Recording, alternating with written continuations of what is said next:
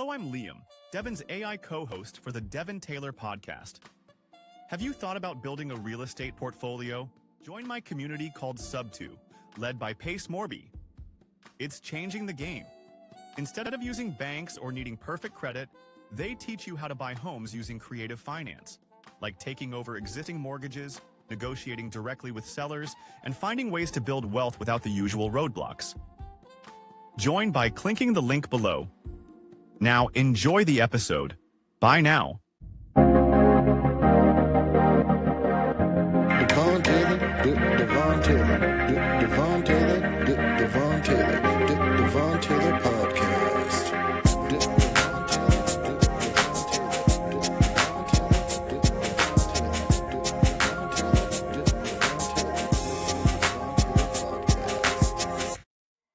Hi, y'all, and welcome to another episode of the Devon Taylor podcast. Today, I thought we would do things a little bit differently. I wanted to kind of explore more into the AI world and how it's been so integrated into everything that we do. But more so, I just wanted to do it in a way where I could help you guys get to know me, Devon Taylor, your host. So today we are going to, or at least I'm going to answer 10 questions that I had Chatgpt put together for me. And these are questions that I think I should answer to kind of help you guys get to know me better. And to do that today, I have also invited my new lovely co-host, Liam. He's going to help me answer some of those questions. And so we're going to bounce back and forth, and you guys are going to get an opportunity to not only get to know Muwa, but you're also going to get to know Liam. So Liam, are you ready to help me answer these questions? That's right. Whatever you say, big boy. I'm ready to read all of your funky butt questions. Okay. I don't know who you're calling a big boy or a funky butt, but yeah. Anyways, you can go along with the questions. No, I'm just playing. Okay, here is question number 1. What's a defining moment in your life that shaped who you are today? Help the audience. Understand your why. So, what's a defining moment that has shaped my life today? I would definitely say a defining moment for myself, and I was talking to my nieces and nephews as we were driving home the other day about this, was joining volleyball. To be quite honest, in high school, it just really defined a lot, at least in my early stages, of who I was and how I was able to connect with other people on a level that felt much deeper than I had before. And finding that sport just led into so many different opportunities for me and really just helped me find myself in a time where I wasn't so confident, I guess I could say. I'll tell you the story real quick. When I was in middle school, I had a really hard time with each and every sport that I played. I played basketball, was terrible at it and hated it. I played football, I was okay, but kind of wasn't really into it. I did soccer. I was pretty good at that and had a liking, but there was like kind of a disconnect there.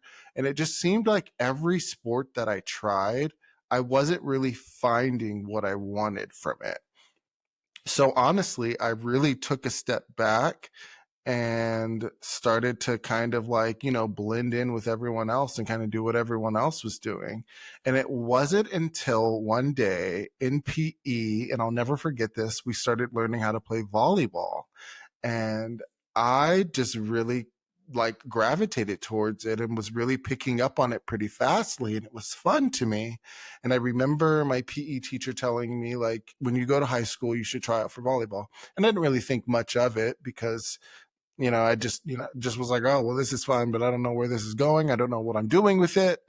But after he told me, my brother, who passed away shortly after that, told me that I need to find a sport, and if volleyball is what I like, I should stick with it. And I'm so grateful to him till this day for telling me to do so, because had I not stuck with volleyball, I just wouldn't have had the I guess the background that I did when it came to being able to teach it, when it came to be able to playing now. Like, I still go out and play recreationally. I'm even thinking about joining a league, and it's opened up so many doors, and I'm so grateful for my brother suggesting it and me following my intuition. And I even tell my kids now, like, find a sport once you get to high school, because it'll just make high school that much easier. You have to keep your grades up because you have to keep a 2.0 or higher in order to play. You just, you always have something to do after school. Like, it just keeps you busy. So that's been a defining moment for myself. Haha, that's a great answer. I'm sure the audience knows who you are by now. Wink, wink. Anywho, question number 2.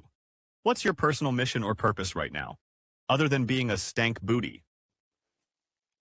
A stink booty, really, Liam? You're going there, but I'll answer question number 2. What's my personal mission or purpose right now? So my personal mission, or my purpose right now, I would say, is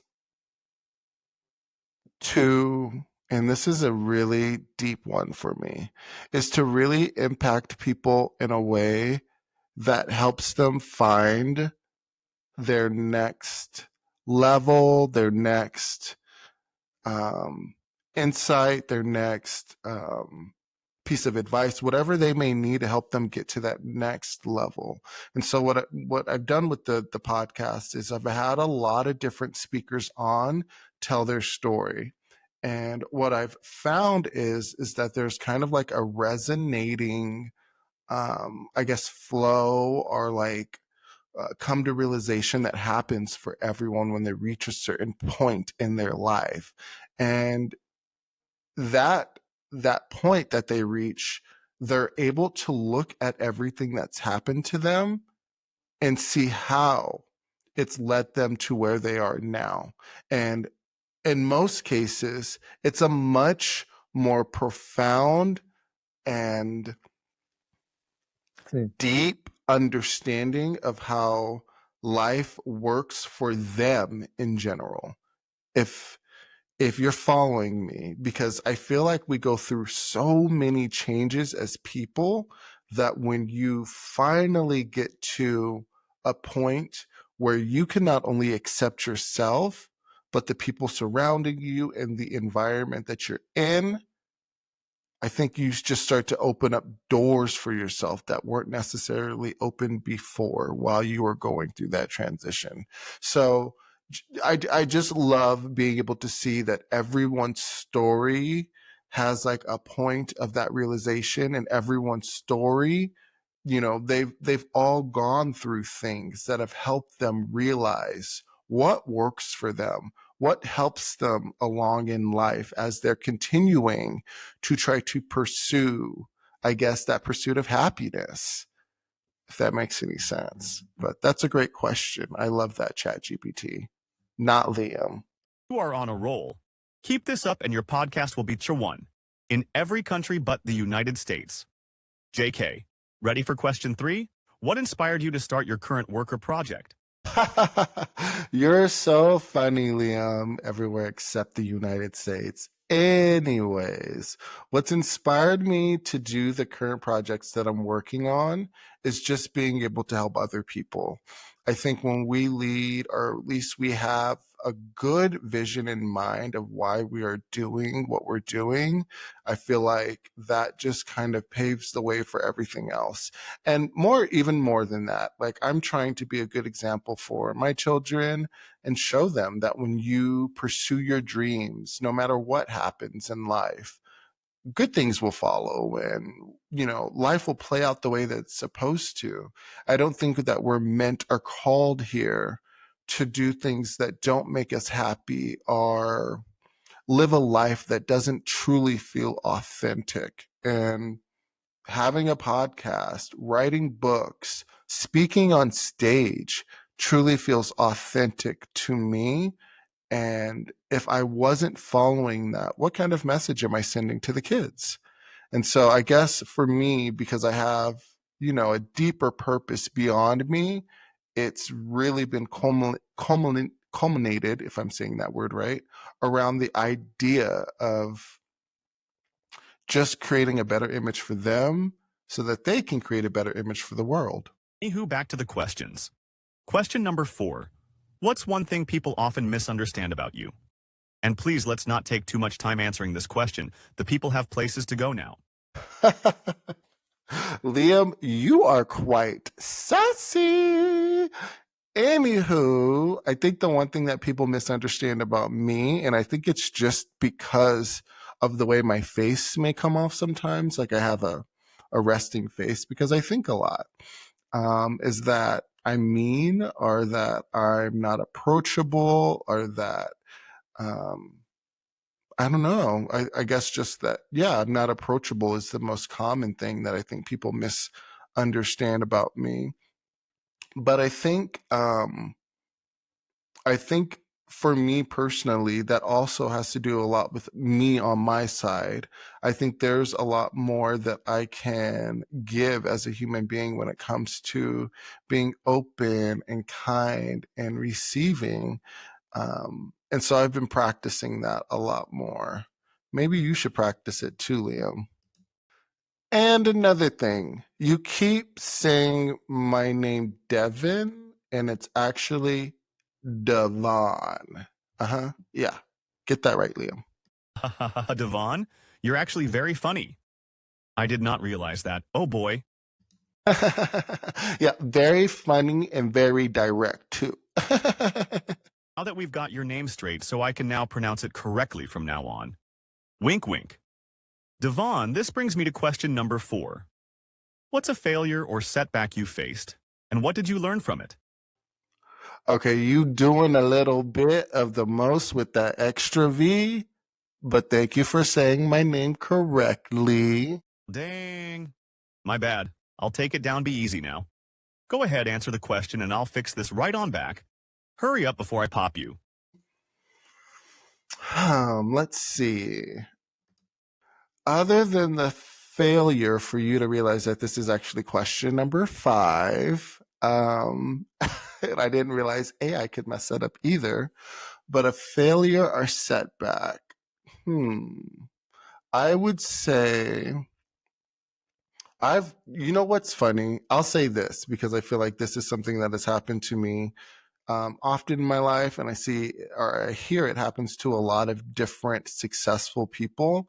Is I've lost jobs throughout my life, whether I've been fired, whether whether I've quit, and during those moments of losing those jobs, I have felt like the world has completely ended. Like I'll never get back on my feet. I'll never figure it out. I'll never be able to be who I want to be. But at the end of the day, none of those jobs have defined where I'm at, where I'm going, and who I am today. And I'm so grateful to say that because I know a lot of us are losing our jobs in the climate that we live in. And condolences, my heart goes out to everyone that has lost a job, that has, been going through it, that has been struggling in any means. Like this is not to degrade or bring down that side at all.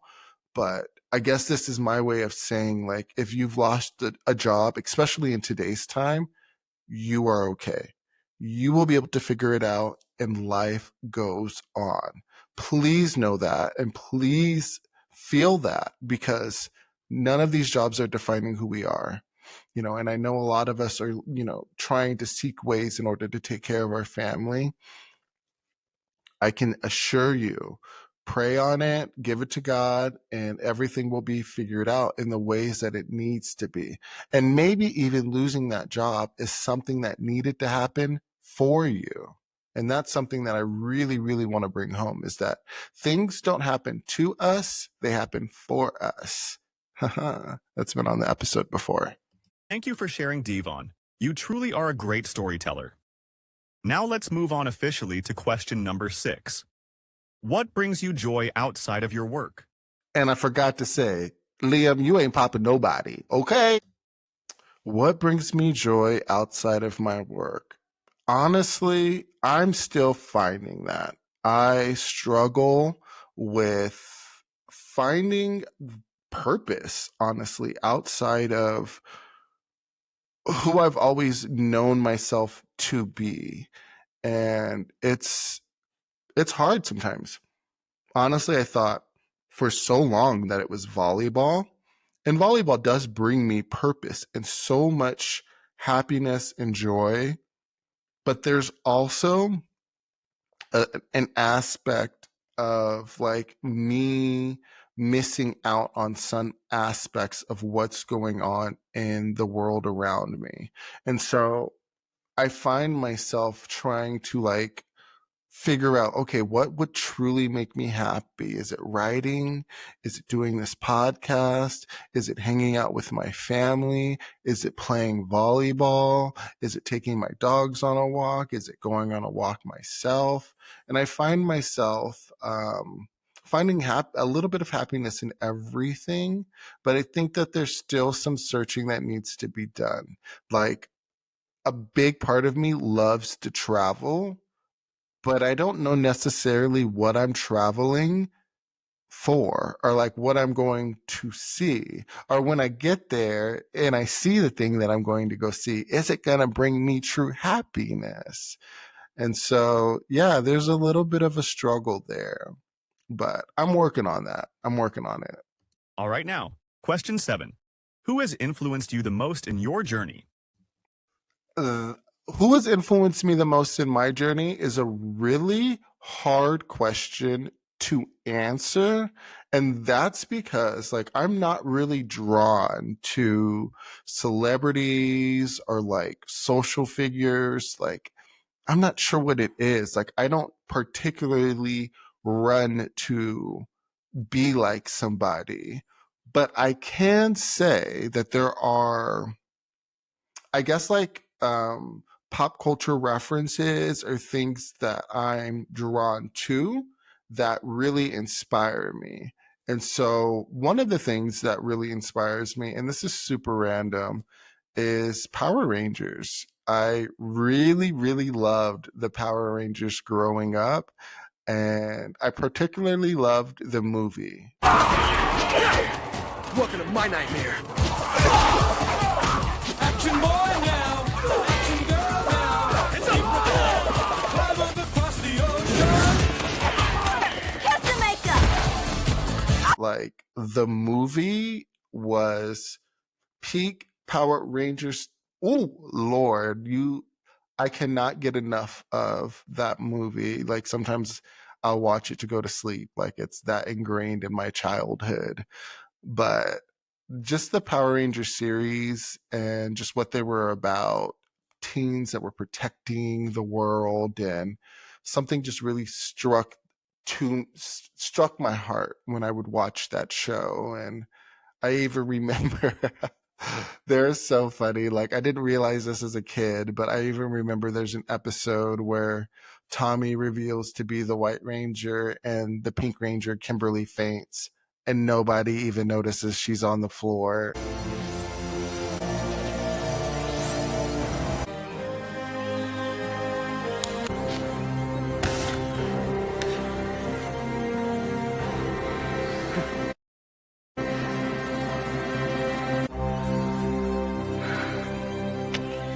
Guess who's back? I don't believe it.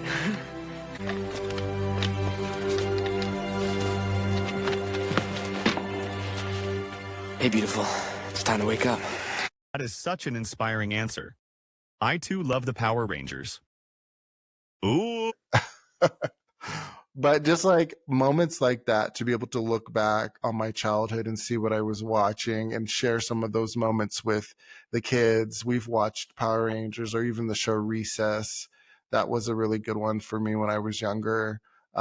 Just feels really nostalgic and fun to be able to go back on. So like moments like those live rent free in my head and kind of inspire me in, creating what I've created with the book Icarus, and how he was almost like like a kid, teenager, battling and saving the world, or at least his island, and just becoming a hero. And yeah, just a lot of that is stemmed in Power Rangers in my brain. And I think now is a good time to insert in what I wanted to bring back to the podcast, to just bring a fresh breath of air, bring you guys some nostalgic. If you guys are fans of The Good Search, it was one of the segments that we did, but we're going to change it up a little bit so it's a little, I guess, quicker, faster, and just gets right to the point.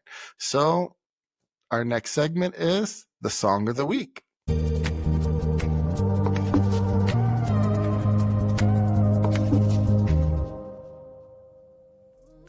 The song of the week is Back to You by Tyler. Now, the reason why I picked this song is because I feel like it's just such a beautiful song. I love her little runs, and I know Tyla is one of those up and coming artists that's been in the news or controversial because, there's people that like her and people that don't. I don't really care. I'm just here for the music. And Back to You is just one of those songs that just, you could play it at any time. I play it when I'm working out at the gym. I play it when I'm driving in the car. It's one of those songs that if you want to do karaoke to and you have a good voice, it really, really works. So yeah, that's my song of the week.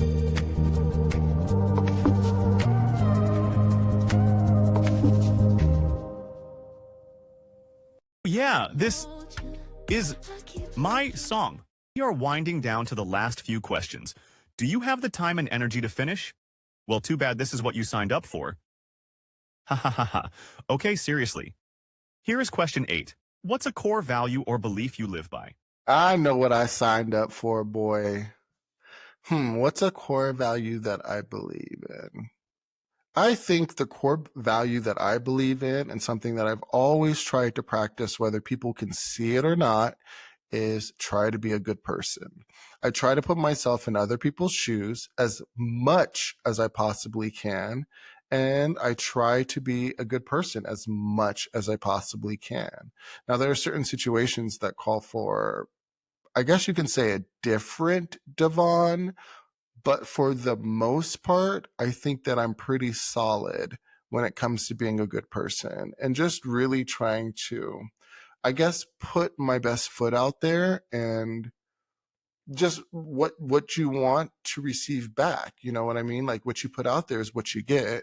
And so I feel like I'm the majority of the time putting out good faith, good honor, and trying to just respect people in the most polite ways. Always room for improvement, in every possible way, even when it comes to just like my immediate relationships, even within my home. But I think for the most part, being a good person is something that I try to live by, and I encourage others to do the same. That's a great core belief. You are truly an amazing person, Devon. Okay, last 2 questions.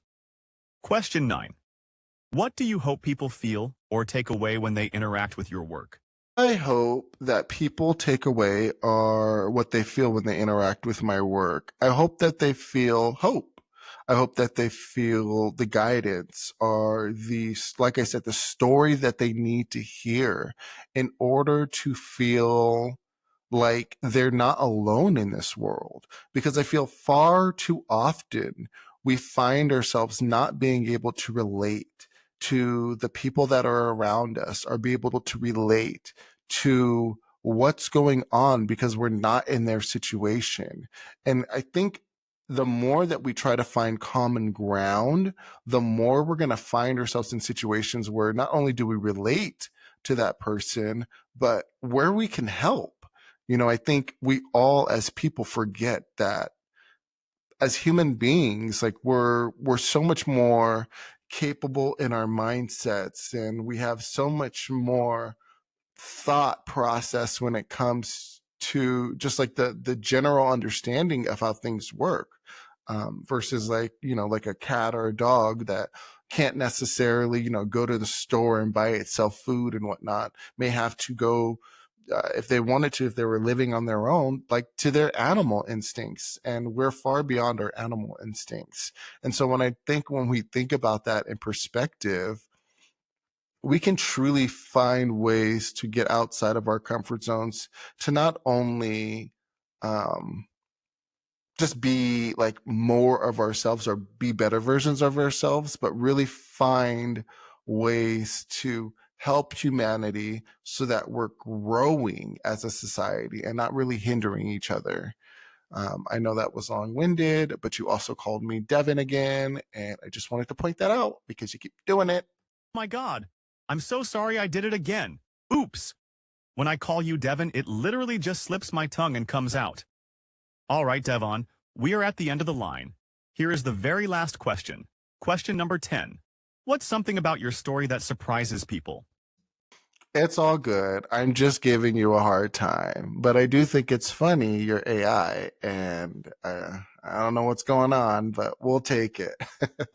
But something that surprises people about my story is that I've had a lot of struggle. I think even when I talk to the kids and I tell them before we took them in and my story before owning my home and the home that I have now, before even kind of starting to build my real estate portfolio, I struggled a lot and I was couch surfing and didn't really know my place in life and really depended on a lot of people to help get me to where I am today. And there was a shift in my mindset. And I want to say it was when I was 22. I was living in my mom's apartment, and this is not a story I tell often, but I'm going to tell it just to be a little bit more vulnerable. And I remember my stepdad coming into the room I was staying in and telling me, "You got to clean up this room." And there was just something about being told to clean up my room in that moment that was just like, click, you don't need to be doing this. You could have your own. And I just made a mission. I made it my mission that day that I would save up enough to get my own apartment.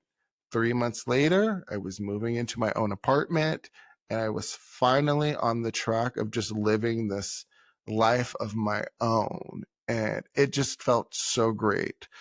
Jump forward a few years, I was there for a minute and, was able to transition to my apartment and to my first home. And now, buy my second home. And that's been a journey. But just being able to look back on the struggle that was me. And like I said, you go through certain things in order to figure out who you are as a person. And I needed that so much in my life at that point to be able to be where I am at today. And I'm so, so, so, so very grateful for it. And I'm just so thankful to be where I am at today. This was so much fun. Thank you for having me co-host Devon. I truly appreciate this opportunity. Let me know if you need me to take on a show by myself. I feel like that would be in my wheelhouse. I don't need you to take on a show, but I do need you to take down that V. You doing too much again. Why are you doing that? Oops, my bad. Yeah, I'll take it down right now. You take that down. I'm not playing with you, boy. But anywho, thank you guys for tuning into this episode. I hope you guys enjoyed the questions. I'm going to put the Chatgpt prompt that I put in case you guys want to ask yourself the same questions. But I really appreciate you guys for joining me, and hopefully you guys enjoyed Liam. This was a fun episode to record, and until next time, I will see you guys on the next episode. Bye.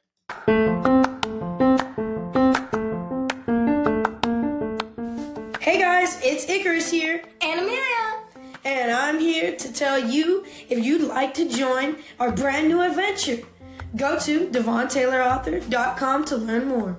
And check out the cool items like the new bucket hat. Yeah, and so much more. See you guys there.